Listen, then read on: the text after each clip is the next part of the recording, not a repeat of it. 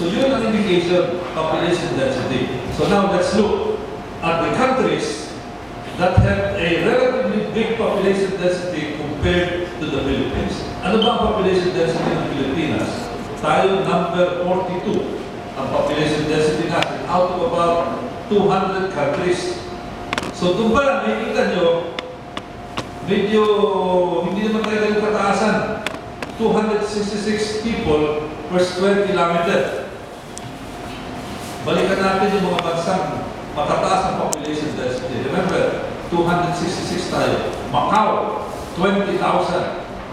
About 15 times, about 150 times bigger than our population density. Mayaman o mahirap ang Macau? Mas mayaman ang Macau. Hong Kong, 6,571. 20 times, 30 times our population density. Mayaman o mahirap ang Hong Kong? Mayaman ang Hong Kong. Andyan din yung Taiwan. Andyan ang Korea. Mas mataas ang population density sa atin, pero sino mas mayaman? Taiwan, Korea, o ang Pilipinas? Mas mayaman ang Korea, mas mayaman ang Taiwan.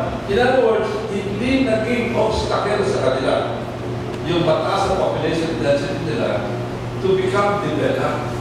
Because it is very clear, me as a student of development, sa akin, ang nagpapayaman sa bansa is your development strategy and how you manage your development strategy and the kind of national leadership that you have. It is not the population density. Kasi yung Hong Kong, matagal na overpopulated yan, kung yan ang measure natin. Yung Singapore, matagal na rin, na sobrang daming tao nila, kung population density na natin, but in spite of that, they became wealthy. Tingnan natin yung mga lugar na validate ang population density.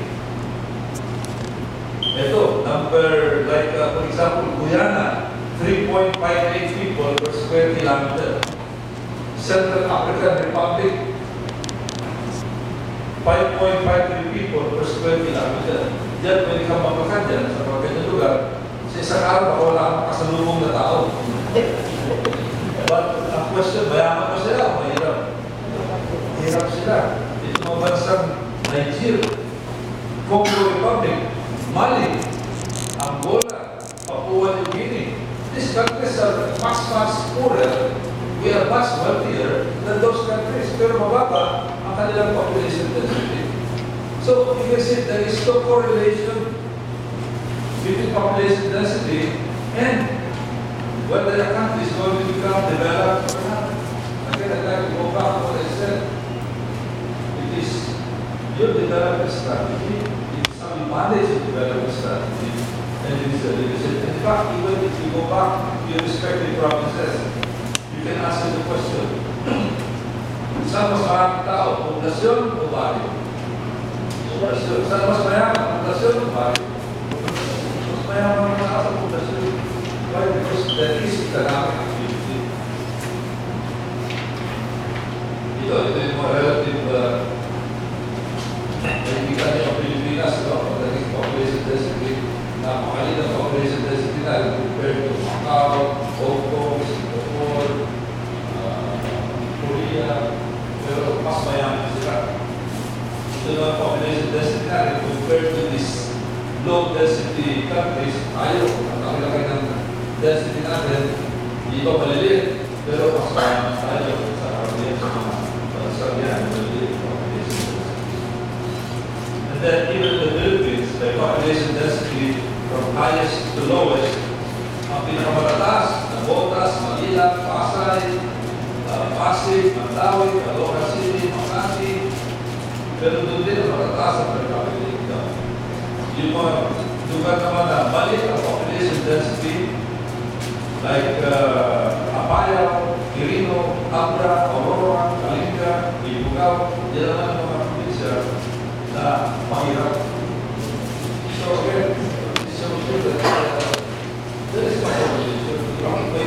The opposite. Yung ang population, kukunti population, yan ang population mas mahirap.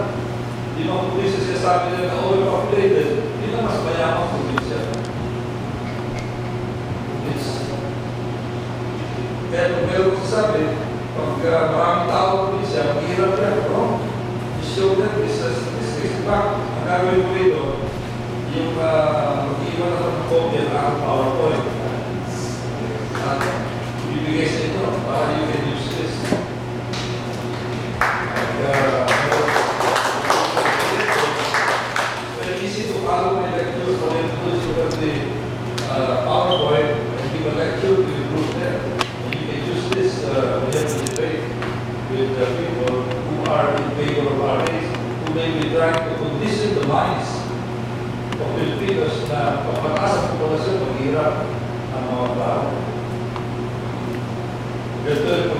capita income, yung highest lowest, ang pinakamatataas sa per capita income, number 1, Makati, number 2, San Juan, number 3, Las Piñas, number 4, Quezon City, number 5, May City, Parañaque, number 6, Pasig, etc.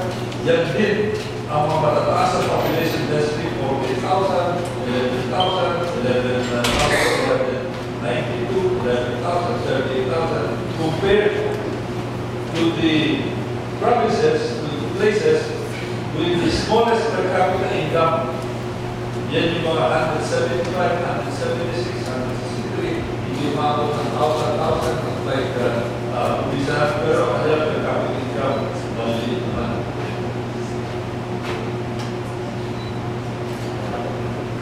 India, una, pag sinabi ko overpopulated, ang naisip natin yung mga bansa, China, India, sabi natin, kawawa ng India, overpopulated.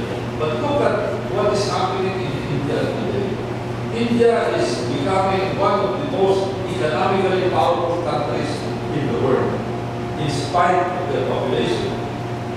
In fact, we should reward that.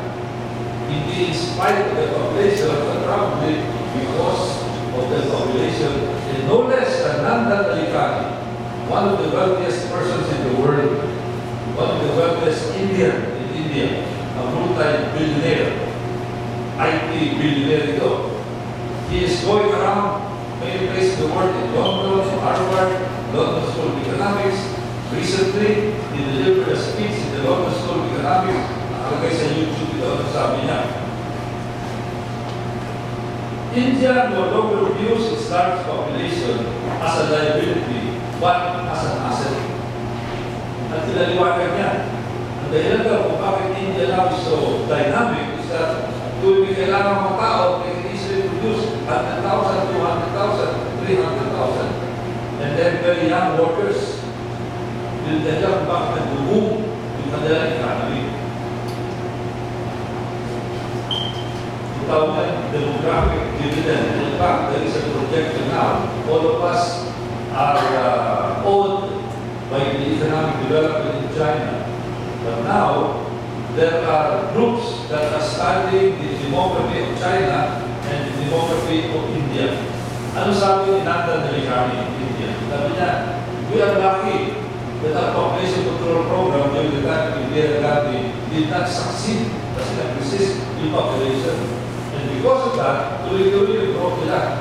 But in the case of China, many years ago, about 30 years ago,